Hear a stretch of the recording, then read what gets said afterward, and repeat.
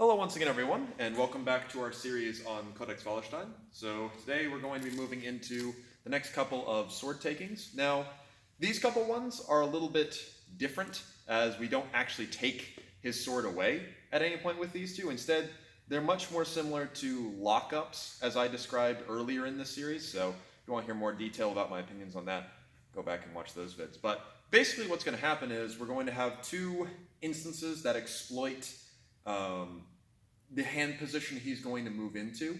The first of which is one of my favorites because it does something very unique that I've not seen in any other longsword source that I can recall.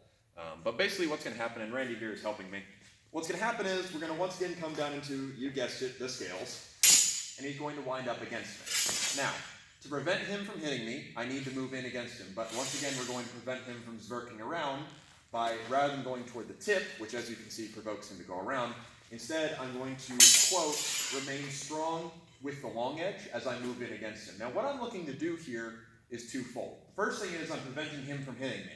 The second thing is I'm jamming against his hands, and that causes this opening to appear a little bit. So right now, I can actually see the space between his lead hand and his backhand, right about there.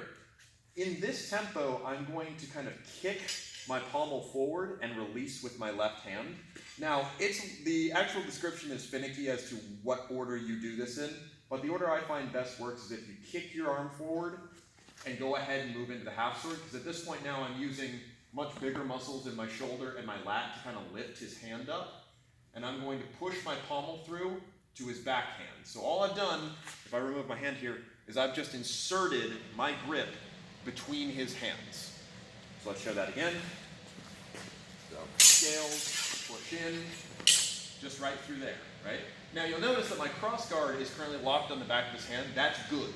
I want that to stay that way because what's going to happen next is I'm going to pull down with both my pommel as I push forward with my lead hand, which essentially puts Randy here into a pair of handcuffs, right?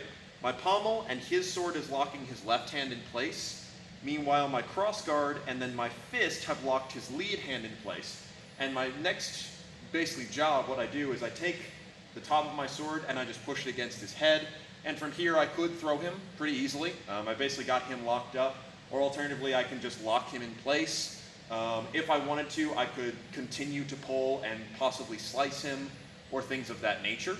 But generally, your hand's going to end up above their head as opposed to down here, just due to how you entered into half sword, and I just keep him like so. So let's show that again. Let's actually get a little bit closer so they can definitely see the handwork. But we're in, he winds up, I push in, kick this forward, release, feed through, pull over, and then he's locked. Now, an important thing to remember is that the later period image doesn't actually show the grip going between the hands.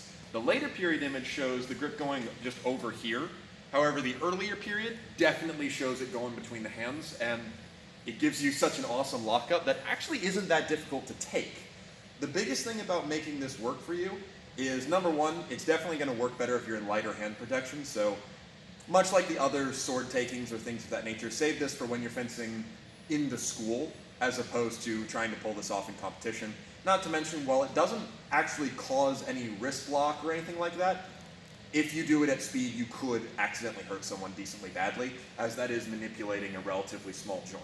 So, bear that in mind. But, if you want to use this, the key points, we'll go ahead and step back a little bit, is number one, you want to catch them on the tempo of them coming in at you. So step up and against their hands. The more I push, the bigger that opening becomes, which is super nice. We'll take that opening again with some plays next week, but for now, push in, kick forward with your lead hand, so basically try to pommel strike the space between, and then lift as you go into the half sword.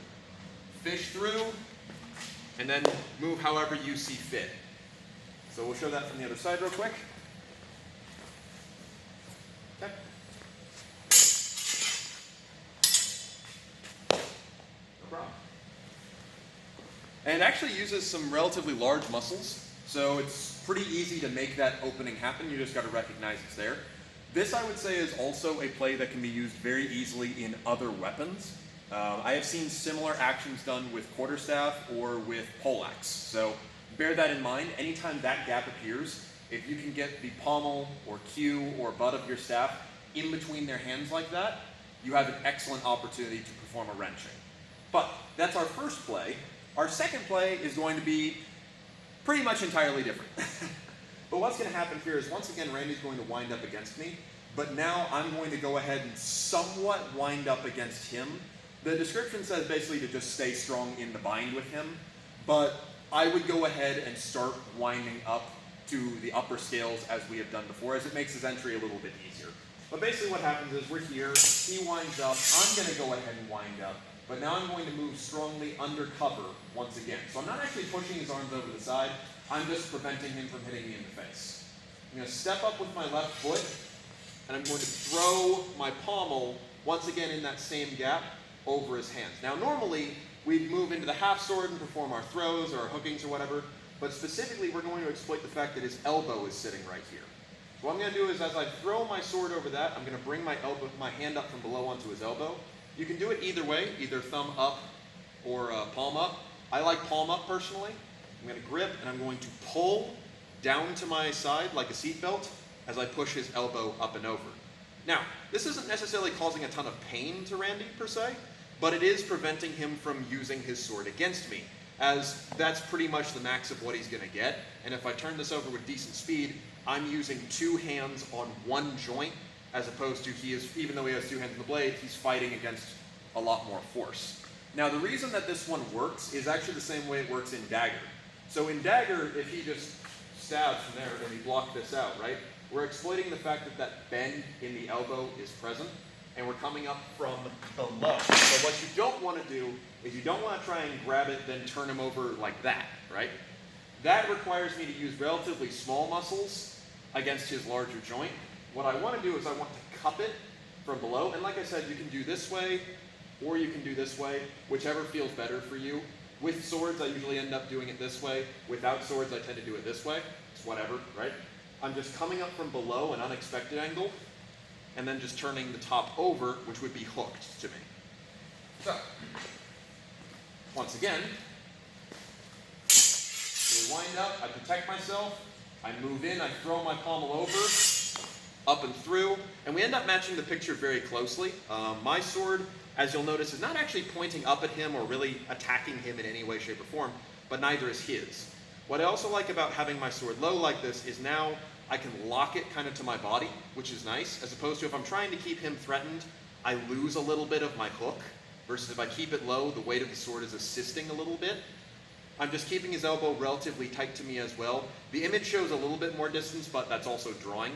Now, something that does occasionally happen that I want to point out, my leg is currently behind Randy's. In the images, both of them, it shows my leg in front. So you should try to go for that. Not always going to happen, just going to depend upon what you get. My leg being in front is better because if he doesn't yield at this point, which I think this is really what this lockup is for making him rethink his life choices. If he doesn't yield, what would be best for me is to execute a forward throw by using my leg as a prop and pushing him over it. So we'll show that one more time, and then we'll show it from the other side. So in here, through, much better, nice and secure, he's not going anywhere. Now from the other side.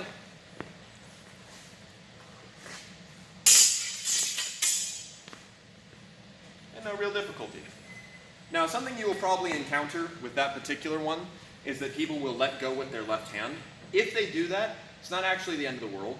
The biggest thing to be aware of is that you'll get this hook in the same way, right? But as I'm coming over, if he lets go with either hand, right? Doesn't actually matter. I still have what I'm worried about.